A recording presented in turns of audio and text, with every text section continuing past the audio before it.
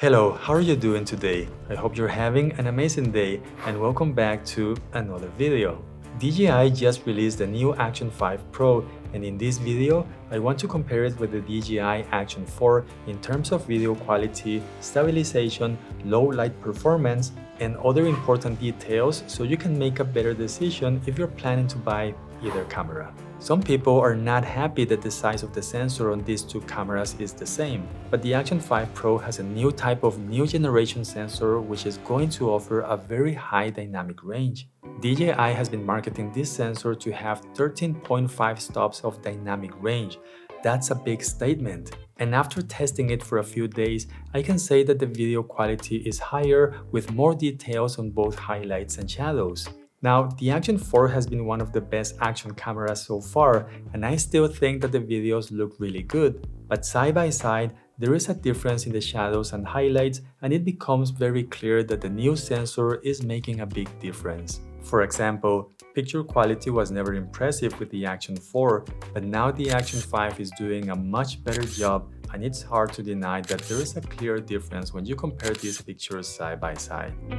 The maximum resolution for videos on these two cameras is 4K, and they can record using H.265, but the Action 4 can also record in H.264 if that's something that you prefer. You can record videos up to 120 frames per second, and if you want super slow motion, these cameras can record at 240 frames per second, but these videos will have a maximum resolution of 1080p, and in my opinion, the quality is not the greatest, so in my case, I always like to stay away from this and just use 120 frames per second.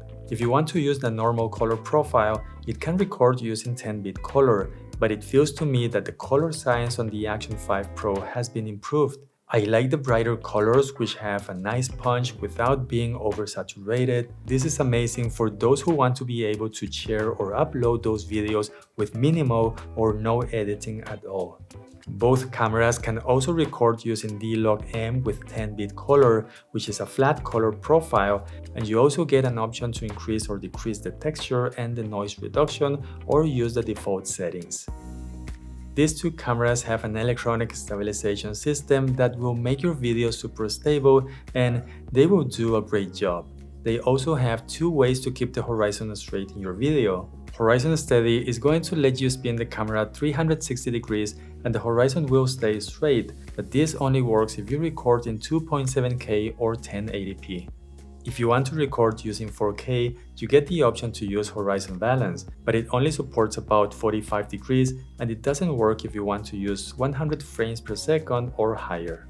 One of the things that I never really liked about the Action 4 is the performance in low light situations. The Action 5 Pro still has a limitation in low light because the sensor is not big enough, but with the new CPU and the new sensor, it now has a super night mode that the Action 4 doesn't have. This will lift the shadows with more details and it will apply a denoiser at the same time to make your videos look better. This mode also helps to remove the annoying motion blur that looks like a vibration glitch effect, which happens when this kind of cameras use the electronic stabilization in low light situations. Of course, it's not really perfect and I wish that the Action 5 had a bigger sensor. And besides, this mode has a few limitations. It doesn't support horizon balance, the maximum frame rate is 30 frames per second, and you can record using D-Log-M. You can use a microSD card inside these two cameras, but the Action 5 Pro is the only one that has an internal memory of 64 GB. You can only use 47 GB, but this is plenty enough to record for almost 2 hours using 4K at 24 frames per second, or 3 hours and 25 minutes of video clips using 1080p with that same frame rate. The form factor and the weight on these two cameras is about the same. You get the same magnetic quick release system that is going to let you attach or remove the camera quickly. And if you have multiple mounts, it will only take a few seconds to switch the camera from one place to another. The locking system will make the cameras feel secure and strong, and they are fully compatible with GoPro accessories. It's important to mention that the Action 5 can now go underwater up to 20 meters, and the Action 4 will do the same up to 18 meters. It's not a big difference, but the Action 5 can display water depth and altitude, and it can be set to start recording when you go inside the water and stop when you come out. Yeah, that's a very nice trick. If you buy either camera, you will get this protective frame that is made of plastic, but it does a good job protecting your device. And at the same time, it's going to let you change the orientation to a vertical position. One of my favorite features for these cameras is the front color display, which is great for vlogging or selfie videos. And the best part is that this is touch enabled, so you can change all the settings that you want without having to turn the camera around. But DJI upgraded the ones on the Action 5 Pro, so now we have two OLED screens instead of LCDs. They are a bit bigger and way brighter than the ones on the Action 4, so being outdoors on a sunny day is not going to be a problem without having a negative impact on the battery. And this is not just because the new batteries have a higher capacity, but the new internal chip that I mentioned before is more efficient.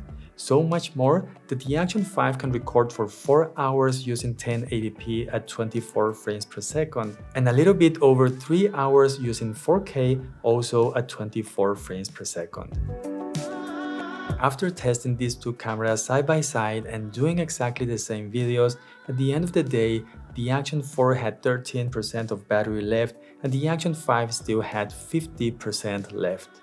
50% left! That's a big difference, but don't forget that the batteries are replaceable, so you can buy extra ones or get the Adventure combo that comes with 2 extra batteries along with this nice charging hub that you can use as a power bank. It has a battery level indicator and you can store up to 3 microSD cards inside of the case. The Adventure combo also comes with this 1.5 meters extension rod, which can be helpful in some situations. Now, something important to mention is that you can use the old batteries on the Action 5 and the new batteries are going to work on the Action 4. Another new feature that the Action 5 Pro has and the Action 4 doesn't is a new tracking system which is going to crop the video and move the frame around to keep the subject in the middle of the frame. Of course, there is a limitation in the field of view and it only works using 2.7K, but the tracking is great and is very sticky. Both cameras have a zoom wheel that lets you zoom up to 2x, and because it is a digital zoom, those videos are going to have less resolution, and my recommendation is try not to use this unless you really need to. Let's talk about overheating. This is the same test I always do with every camera. There is no movement, no airflow, and no air conditioning.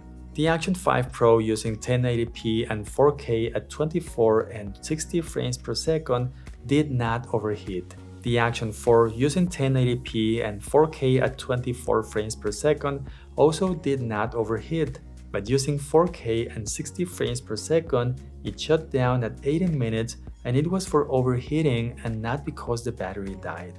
The internal microphone on both cameras are good enough for everyday videos, so here is a test. Action 5 Pro looks really nice, at least on the screen. We'll just have to test it out. Battery life is also dynamic range on the Action 5 Pro looks really nice, at least on the screen. We'll just have to test it out. Battery life is also... You can use the DJI Mic 2 on these two cameras using a direct connection without using the receiver. But the Action 4 can only use one transmitter and the Action 5 Pro can use 2 transmitters at the same time. Alright, back again. The Action 5 Pro, it's using the DJI Mic 2, this time with noise reduction. For content creators or vlogging style videos, I think it makes sense to have a good microphone. Looking at these two cameras side by side, it's hard to deny that the Action 5 Pro is a better choice. The super dynamic range is just going to make this camera a top seller. But you can still find the Action 4 with a very low price that feels too good to let it pass. And for social media or everyday videos, I think it will do a great job. I think I forgot to say that this video is not sponsored and it takes a lot of time to test these cameras, so please support my channel by giving it a like, or you can get any of these two cameras using the links down below. I hope you're having an amazing day and I hope to see you again in the next video. Bye.